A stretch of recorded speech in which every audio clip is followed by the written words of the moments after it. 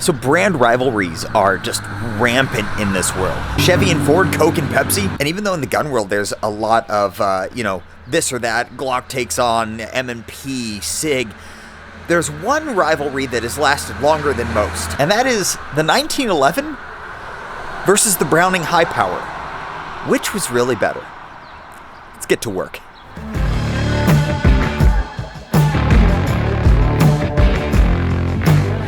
So this is a video that I've been planning for a really long time now. And the reason that it's taken me so long is because I've had this, a Browning High Power. I have no idea what year this thing is. It was made in Belgium. And it's a high power. It is what it is. A trigger pull safety and all of its gloriousness. But here's the thing that was holding me up. It was I was waiting for this. This is a Rock Island Armory 5-inch GI model. And this is about as close as you're going to be able to get to a new production standard GI model from like the Korean War now. Now, although yes, I would have liked to have an older one, older guns are not always something that's easy to find. So I wanted to get as close to the older guns as I could with something that I could actually find and get. Thanks goes to Rock Island for sending this to me. They've sent me quite a few things before, including TAC Ultras and shotguns. This time around, we've got the 5-inch GI, and I really want to get to the range and check out how these two compare. Because even though the 1911 is John Browning's probably most famous handgun design, there's many that say the Browning High Power is actually his perfected design. Now, I am not one of those cool channels that gets a whole bunch of original ammo sent to me to be able to, like, full-on do this test in its original capacity. But what I do have is about 200 rounds of this. This is 230 grain 45 ACP ammo, which is the standard grain weight that they were using in World War II. I think this 100 rounds right here was donated by Rock Island / Arms Corps. They always do this with their test guns. They send out some ammo. And I also have this 124 grain standard pressure 9mm, which is about what they were using for standard during World War II. Now, while obviously the United States went with the tried and true 1911, other countries like Canada went with the Browning High Power. They both maintained round compatibility with their sidearms and some of the small arms, like the Thompson submachine gun for the United States. But obviously the different ammos that they utilized gave each firearm a different shooting characteristic, as well as different capacity possibilities. The standard capacity for the Browning High Power during World War II is about 13 rounds. That is down from like the 15 rounds that we're used to seeing nowadays, but the standard at the time was 13 rounds. The standard for the 1911 was 7. You could get 8-round box mags, but they were a little extended, and as far as I know, that wasn't like the primary. That's not what most of them had. I'm pretty sure most of them had 7. So with the high power, you're looking at almost just shy of twice as many rounds in the magazine, but you're also looking at a 9mm instead of a 45. So that's like a 357-ish diameter compared to a 45. So you're making more smaller holes compared to fewer bigger holes. Now, that has always been an argument between 9mm and 45. What's better? Bigger holes, more holes. I don't want to get into that so much because I don't have the capacity to be able to thoroughly test that. We are testing ball rounds, which means expansion does not test into the equation, and because of things like the Geneva Convention, which oddly enough the United States did not sign, but we still abide by, you can't use expanding rounds on the battlefield. So they are using ball rounds, which means the 45 is only making a 45 hole and the 9mm is only making a 357 hole, so the 45 does gain a little bit of credence there, but since we can't physically test that on ballistics gel, we're not going to get any more into that. What we are going to get into is shooting profiles, overall capacity, manual of arms, and just the overall shooting experience of these two classic firearms. Now, obviously, there's some functionality differences between the two guns. The thing that you're going to notice the most when you're shooting the two is, one, the high power has a double stack magazine, which means the grip is bigger, which means it's just a meatier gun in your hand. The second thing is going to be the trigger. The triggers on the two differ greatly. And what I mean by that is if we take a look at the 1911 here, the 1911 has a straight backwards movement on it. That mixed with a very simplistic fire control system gives the 1911 a relatively good trigger pull for even a low-end gun like this. The Browning High Power, on the other hand, has the same kind of trigger as we typically see in a current pistol, where we've got a hinge up here and then a swinging motion. That mixed with a little bit more intricate actual trigger mechanism on the inside means the trigger pull in the Browning high power is not nearly as good per price point, and honestly just in general in the high power versus the 1911.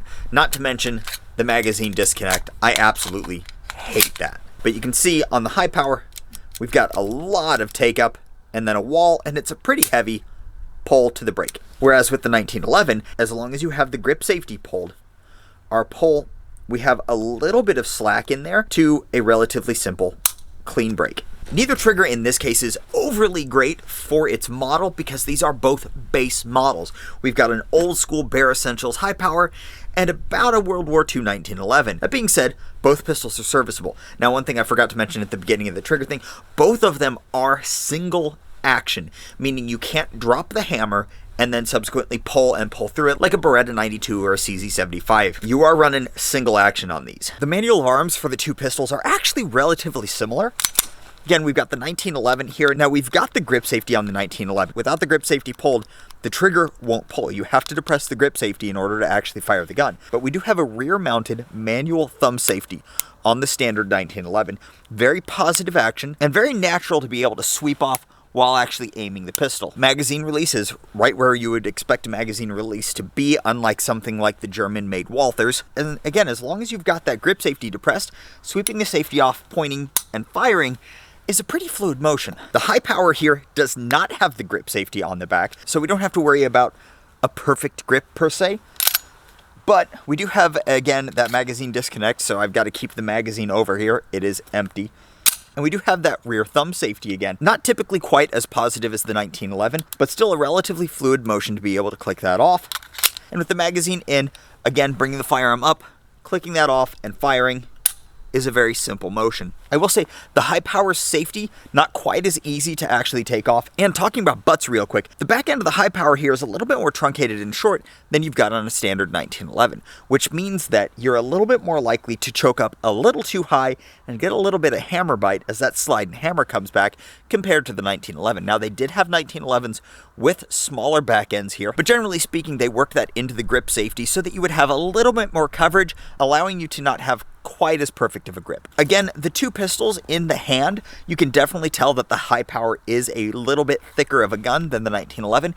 It just doesn't feel quite as comfortable because of the contours of it. We're talking designed at a time before ergonomics really became a big deal in firearms design. So like a Glock, it fits, but it doesn't feel great. So now let's get to the real meat and potatoes of why we're here, and that is to shoot them and find out how each one shoots.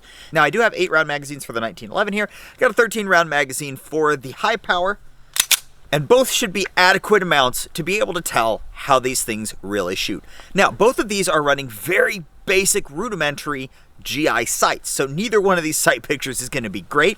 Again, that was one of the points of getting these. We're shooting the 45 caliber 230 grain arms core ammo through the 1911 first.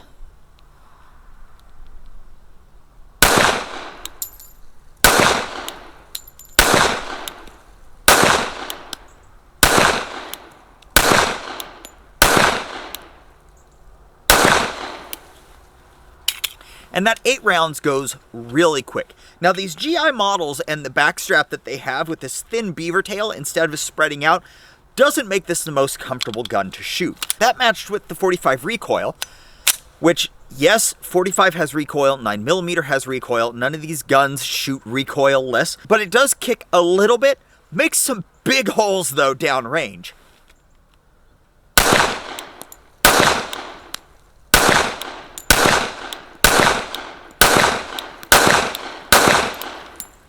That long 5-inch barrel on the 1911, though, does make it pretty easy to get back on target relatively quickly, and the relatively good trigger in it makes it really easy to get those shots off clean. So now we've got the high power out here. Again, we've got 124 grain standard pressure rounds.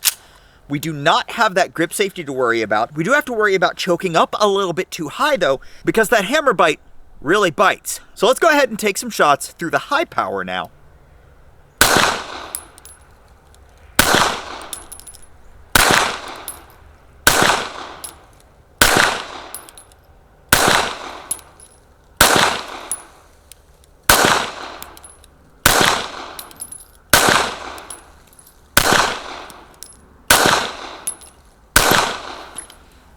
So the shots through the high power are noticeably more controllable, significantly less muzzle rise, which lends itself to quicker fire down range. We'll go down here in a little bit to show you the actual rounds themselves. It wasn't as accurate as the 1911, but we're also talking a well-aged gun versus a brand new gun. One thing that I do want to point out, however, is how horrible this trigger is in use. Now, the break isn't terrible per se. You can actually feel where that wall builds, and you can preload a little bit, but pulling all the way through, that trigger is an extremely long trigger. The biggest problem comes upon the reset. So this gun, upon the reset, doesn't have a tactile or audible reset, and the travel is so long that it's really hard to predict where that reset actually happens. Not there. There it was. I just felt it. And there's the pull. But that lack of feedback means that every shot with this thing, you are letting the trigger all the way out and all the way back in, which does not lend itself well to quick shooting. So even though this gun itself recoils a little bit less and lets you get back on target quicker, the trigger control on it and the subsequent issues from that trigger could cause you to freeze up just a little bit, meaning that the two firing rates are probably going to be pretty similar.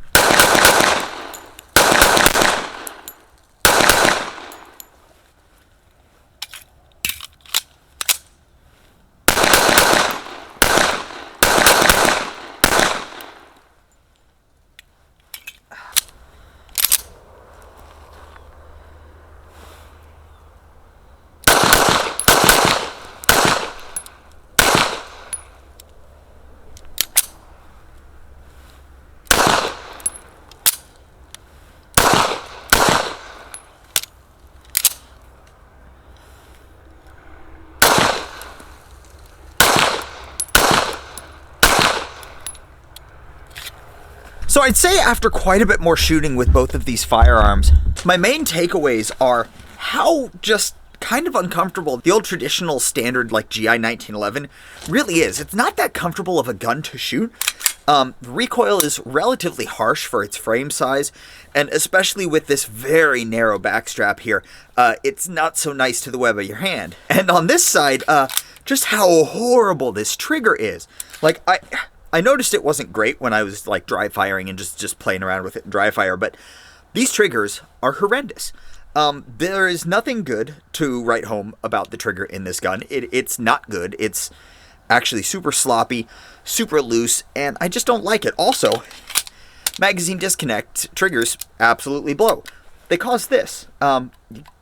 That's not okay. So my main takeaway so far is how badass the World War II soldiers were, because let's be honest, after shooting the guns that we've shot now, the Beretta 92, the SIG P320, both of those guns kind of suck. And I don't mean they suck as in, like, you can't hit anything with them. What I mean is, neither one of them is pleasurable to shoot. I could go out and shoot Glocks, 320s, Berettas all day long. These things, after 100 rounds, I'm not interested anymore. Now, I'm not saying don't get one, and I'm not saying get rid of them if you do have one. What I'm saying is don't buy them to enjoy shooting with. I enjoy shooting so many of my guns. Neither one of those is going to be one. Well, the high power is not mine anyway. I got to give that back to the owner. But the 1911, like, I only own it because it's kind of cool. Like, I am somebody who buys guns to shoot them. As cool as it would be to have like an original 1911, I would want to shoot it, and I wouldn't feel comfortable shooting it. The GI model from Rock Island Armory is kind of the perfect little compromise. It is a traditional 1911, like you would have seen them 70, 80 years ago. However, it's new production, so I don't have to feel bad about shooting it, and you don't have to feel bad about shooting it. So I guess it comes down to really, like, between the two, which one would I pick? And the answer is kind of weird, because the answer is it's gonna have to go back to what I feel like would be more effective in the battlefield. And with ball rounds, if I was stuck in a battlefield with ball rounds, I think that I would want the 45 more. It is the less comfortable of the two to shoot. It was the easier to shoot accurately. Not the easier to shoot accurately fast, but the easier to shoot accurately with. And that 45 round just gives you that little bit extra oomph to be able to take care of business. So I think I'm gonna have to go with the 1911. That being said, the high power, if I was buying one like just to shoot, I think the high power would be the direction I would go. I would probably do some trigger work because that thing is horrendous, but I do think that the high power is the more enjoyable to shoot, but the 1911 is the one that I think I would trust the most on the battlefield. So thanks guys for watching. Yes, in case you were wondering, it is a different day. I appreciate you guys watching. I hope you found this video a little bit maybe informative. I don't think it's probably too useful because, like, not too many people run around with OG high powers in 1911s anymore. But in case you are, there's a little bit of info for you. Hey, if you found this video useful, do me a favor and hit that like button down below. If you want to see more, hit that subscribe button down there. Remember, guys, I appreciate every one of you, and until next time, do your research, get informed, and get to work.